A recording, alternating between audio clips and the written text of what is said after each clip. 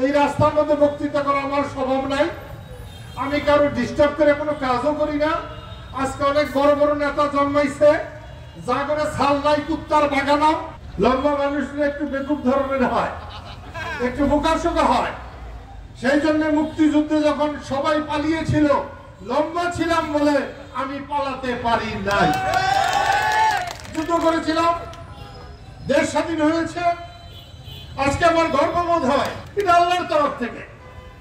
ওই যে আমার ভাইস্তা রানা এমপি হয়েছে, ও কিন্তু আতিককে সমর্থন করে। ওর কি আসবার ক্ষমতা আছে? নাই, আইনের বাধা।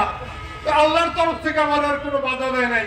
আমি আমার ছোট ভাই আজাদ সিদ্দিকীর নির্বাচনও করছি, আমি আমার ছেলে আতিকের নির্বাচনও করছি।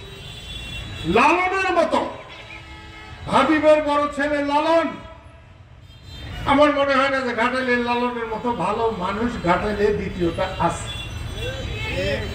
আমি সেই জন্য বলছি 21 তারিখ মাত্র 2 দিন আছে, আপনারা ভোট দেবেন। ভোট তো তারাই দেন। তো আতিককে একটা ভোট দিলে মুক্তিযুদ্ধকে একটা ভোট দেওয়া হবে, বঙ্গবন্ধুকে একটা ভোট দেওয়া হবে, বাংলাদেশের স্বাধীনতাকে একটা ভোট দেওয়া হবে।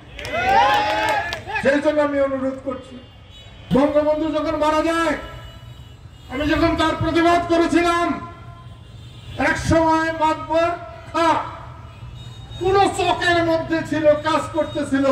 হঠাৎ করে খবর পাইছে কাদের সিদ্দিকীরে আর্মিরা গ্রেফতার করছে। সেই চকের থেকে পাগলের মতো ছুটে আইসা তার চারিতে 2টা সার ছিল, সে ছেড়ে দিয়ে বলছিল, হে আল্লাহ, আমি আমার সার মুক্ত করে দিলাম, তুমি আমার বাবাকে মুক্ত করে দাও। এই ছিল না, এই হলো মাতবর খা। আমি সেই জন্য এই রাস্তার মধ্যে বক্তৃতা করা আমার স্বভাব নাই। আমি কারো ডিস্টার্ব করে কোনো কাজও করি না। আজকে অনেক বড় বড় নেতা জন্মাইছে, যা করে ছাল নাই কুত্তার বাগানো, পচা গাঞ্জির মধুর। আমি এটাকে বিশ্বাস করতে পারি না। বঙ্গবন্ধুর লাশ যেদিন পড়েছিল কেউ প্রতিবাদ করে নাই, আর তার প্রতিবাদ করে আজকে কত জনের কত কথা শুনি। মুক্তিযুদ্ধের সম্মান যদি রাখতে চান, তাহলে আমি বলবো 21 তারিখ আতিককে একটা ভোট দিয়ে চশমা মার্কায়। কোনো ক্ষতি হবে না, লাভ হবে।